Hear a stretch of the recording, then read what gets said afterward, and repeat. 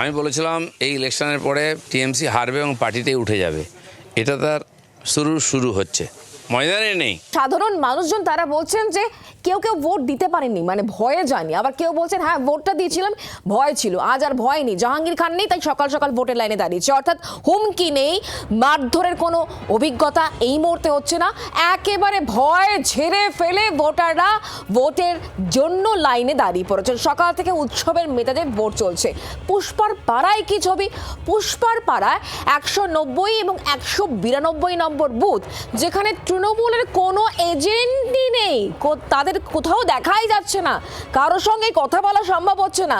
তৃণমূল কংগ্রেস মাঠে ময়দানে লড়াইতে কি আদৌ আছে নাকি একেবারে নেই? জাহাঙ্গীর খান তো নেই, জাহাঙ্গীর খান নেই এবং তার সঙ্গে কিন্তু তার যারা এজেন্ট তাদেরকেও দেখা যাচ্ছে না। তৃণমূল কংগ্রেসের কোনো কর্মী সমর্থক নেই, পার্টি অফিস ফাঁকা, শুনশান, সেখানে কোনো লোকজন নেই। একেবারে বাংলা নির্বাচনের ক্ষেত্রে একটা নজিরবিহীন ছবি দেখা যাচ্ছে আজকে ফলতায়। তবে কেন্দ্রীয় বাহিনী মোতায়েন রয়েছে, কিন্তু 35 কোম্পানি কেন্দ্রীয় বাহিনী নজরদারিতে এই ভোট চলছে, দেখতে পাচ্ছেন। কমিশন কিন্তু একেবারে করা, কোনো রকম উল্টো পাল্টা বরদাস্ত করা হবে না, তাই নজরদারি এবং সজাগ রয়েছে কমিশন, দেখছেন সেই ছবি। আর সাধারণ মানুষও কিন্তু ভোটের লাইনে দাঁড়িয়েছেন, ভোট দিচ্ছেন।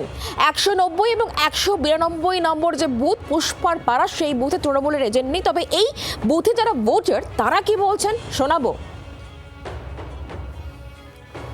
ভিতরে কি দেখলেন তৃণমূলের এজেন্ট আছে? না।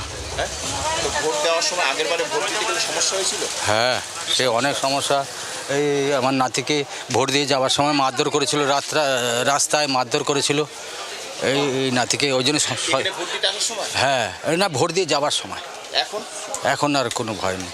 আগেরবারে আমার সাথে যেটা হয়েছিল, আমি বিজেপিকে ভোট দেওয়ার কারণে কিছু দুষ্কৃতী টিএমসির ওখানে ছিল ফাঁকা জায়গায়, 25-30 জন মিলে আমাকে গরু বেটা করেছিল।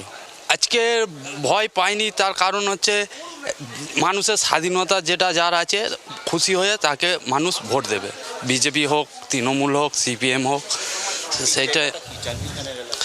হ্যাঁ স্যার, এটা জাহাঙ্গীর খানের এলাকা। এখন কতটা সাহস লাগছে? সাহস তো 4 তারিখে অনেক এসে গেছে, আর সাহসের কথা কি আছে, মানুষের ভোট দেবে।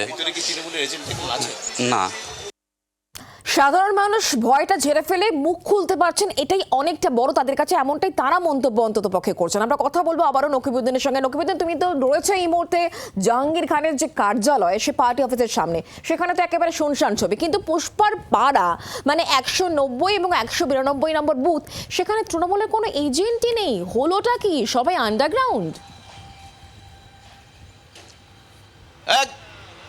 একদম এই শুক্লা, তোমাকে সেটাই বলতে চাইছিলাম যে শুধু জাহাঙ্গীর খানের বুথে এজেন্ট নয়, কোথাও এজেন্ট নেই। একটা তৃণমূলের কংগ্রেসের কর্মীও খুঁজে পাইনি। আমি রাস্তায় দেখতে পাচ্ছি একজন কেউ আসছে, উনি হয়তো তৃণমূল কংগ্রেসের কর্মী, একটু জিজ্ঞেস করার চেষ্টা করবো।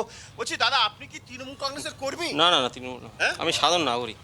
আপনার কি ফলতায় বাড়ি? হ্যাঁ, ফলতায়। আমার পার্টি তৃণমূল করেন নাকি? না, ভয় পাচ্ছেন? না, হ্যাঁ, না, আপনি তৃণমূল করতেন নাকি? না, কোনোদিন করিনি। পাশে আমি তৃণমূলের অফিসে পাশেই বাড়ি। আমি সাধারণ যেমন কর্মী হিসাবে আমরা সাধারণ যেমন ভোট দিতে যাচ্ছি, এমনি কোনো সমর্থক নই তৃণমূল কর্মী। না, তৃণমূল না। এখন কি তৃণমূল কর্মী বলতে কি ভয় লাগছে? না, সেরকম ভয় নেই, আমি ভয় করি না। আমি দলের কোনোদিন ছিলাম না, এমনি পাশে পাড়ার ছেলে যেরকম থাকতে হয় থাকতাম।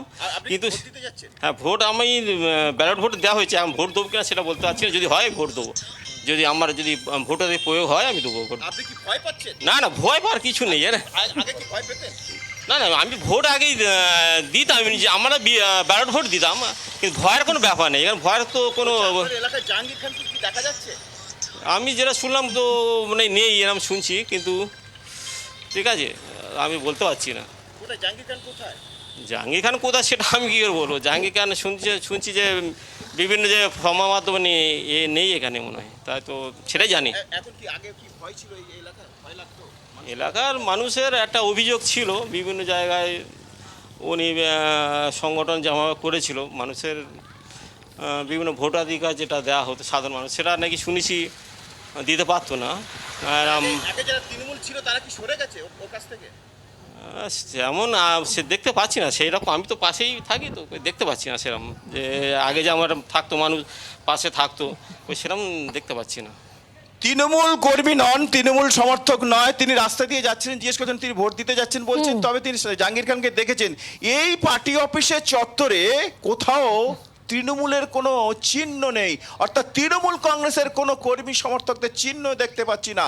বুথে তো দূরে, বুথে এজেন্ট হতে গেলে একটা ধক লাগে যে এপ্রিল মাসে 29 তারিখে এপ্রিল মাসে বুথে তৃণমূল কংগ্রেসের এজেন্ট ছিল, সেখানে দাঁড়িয়ে দাঁড়িয়ে হুমকি দিয়েছে, সেখানে দাঁড়িয়ে দাঁড়িয়ে টেপ মেরেছে, এমনটা অভিযোগ উঠেছিল জাহাঙ্গীর খানের বিরুদ্ধে। আর আজকে সব উধাও, কোথায় গেল? কোথায় গেল তাদের সেই এজেন্টগুলো? একটাও কোথায় কোনো বুথে agent নেই। যতক্ষণ পর্যন্ত আজকে ভোট চলবে নকিবুদ্দিন, আমাদের এই প্রশ্নটা থাকবে, তারা কোথায় কোথায় তারা, এবং কেন তারা পালিয়ে বাঁচছেন এই মুহূর্তে? এই পরিস্থিতি কেন হয়ে দাঁড়াচ্ছে? সাধারণ মানুষের কথাও একই সঙ্গে শোনাবো, তুমি আমাদের সঙ্গে থাকো। আর এই গোটা বিষয় নিয়ে আজকে যেভাবে নির্বাচন পর্ব চলছে, সাধারণ মানুষ যা যা বলছেন, সবটা নিয়ে আমরা কথা বলেছিলাম পঞ্চায়েত মন্ত্রী দিলীপ ঘোষের সঙ্গে। কি বলছেন তিনি, শোনাই। আমি বলেছিলাম এই ইলেকশনের পরে টিএমসি হারবে এবং পার্টিটাই উঠে যাবে। এটা তার শুরু হচ্ছে, ময়দানে নেই। যে কে পুষ্পা, কে ধুরন্ধর, অনেক শুনলাম আমরা ডায়লগ।